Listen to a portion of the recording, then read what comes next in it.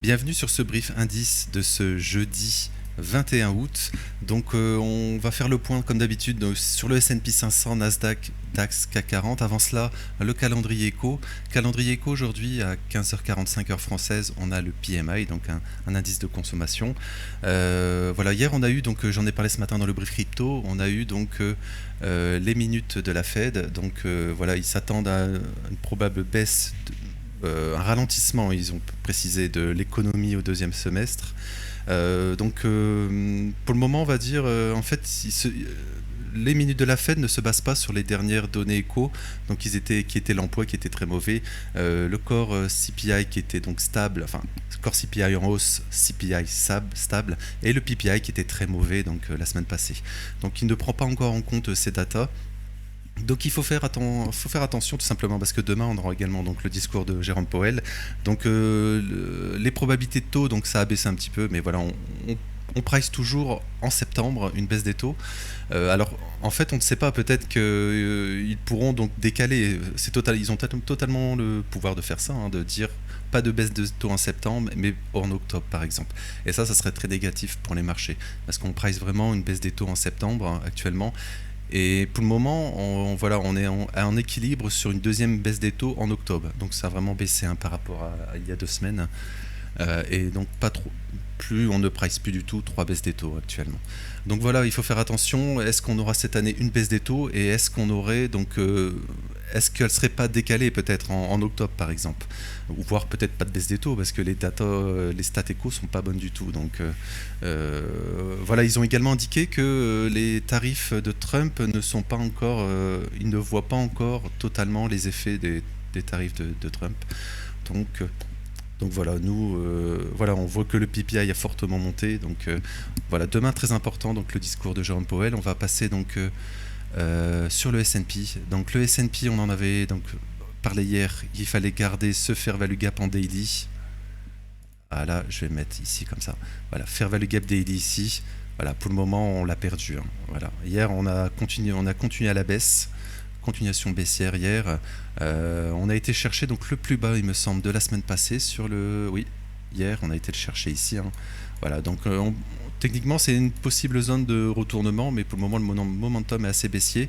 Je vais passer en 4 heures, on est sous le futur, hein, je le redis. Voilà, on a une belle réaction hier.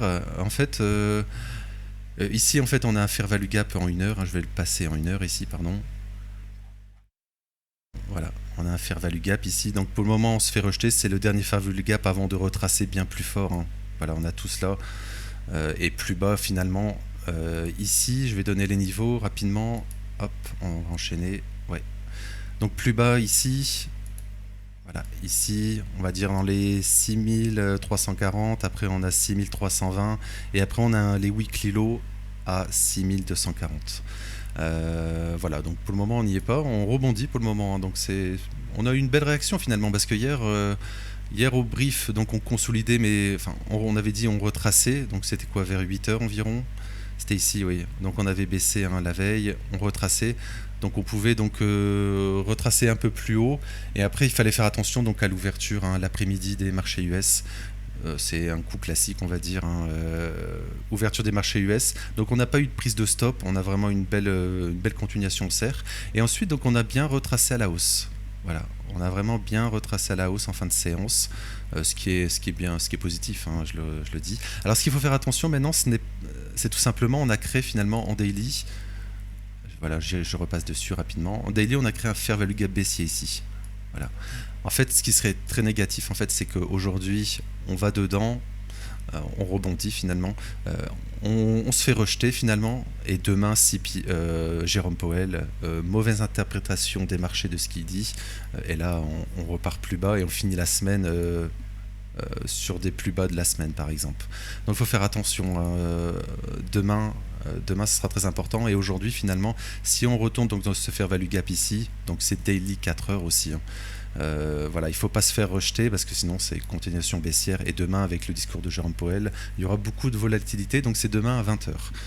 Je vais passer donc sur le Nasdaq. Alors si je regarde le S&P, donc l'indice, alors je pense qu'on va retourner, hein, sur ces niveaux parce que finalement hier on ouvre à 6408,40. Voilà, je vais le noter parce que j'aime bien ce genre de choses. Voilà, je vais le mettre en rouge. En fait, on ouvre ici, je vais mettre ouverture daily. Voilà. En fait, on ouvre et on ne fait aucun plus haut. Si vous regardez, voilà, on ouvre le marché US, on va à la baisse, donc on retrace actuellement. Mais je pense qu'on ira chercher au moins ce niveau ici.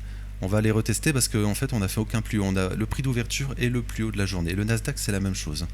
Donc, je pense qu'on ira et peut-être voilà, peut-être voilà, ça concordera avec ce fair value gap ici, hein, comme sur le futur.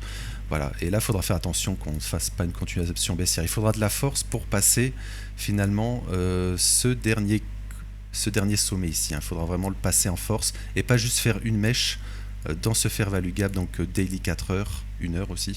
Voilà, faudra vraiment avoir de la force pour passer et pas se rejeter. Si on se fait rejeter, c'est continuation baissière, hein, c'est très simple. Voilà, donc je vais passer sur le Nasdaq. Alors, je vais passer sur l'indice, hein, Nasdaq. Donc, on a exactement la même chose ici, hein. Regarde, on a ouvert 23 000, 23 000 exactement, 343,41. Et donc, c'est le plus haut de la journée. Je vais le noter aussi pour le suivi. Mais je pense qu'on ira, voilà, on ira retester ce niveau, hein, à court terme. Ouverture daily, voilà. J'aime bien le noter. Et donc il faudra faire attention sur le Nasdaq plus faible, hein. Donc on est venu, hein, ici de fair value gap ici. Voilà, gap et fair value gap ici, on verra sous le futur après. On y est revenu, pour le moment on rebondit, donc il faudra faire attention de ne pas, voilà, le même scénario, hein, rebondir et pas se faire rejeter dans ce fair value gap, hein. Je vais passer donc sur le futur Nasdaq. Voilà, donc c'est très similaire. Voilà, donc plus faible, on a un gros fair value gap baissier ici, le rectangle rouge.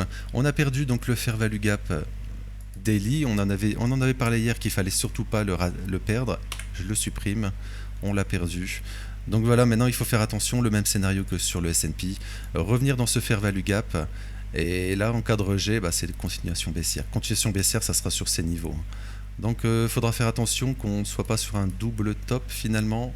Voilà, on diverge, on va dire, qu'on ne fasse pas un double top, hein, sur les indices. Pour le moment, si on se fait rejeter ici, on va dire c'est un peu la dernière chance. Il ne faut vraiment pas se faire rejeter. Il faut vraiment réintégrer, comme sur les S&P, hein. Voilà, je le redis en fait.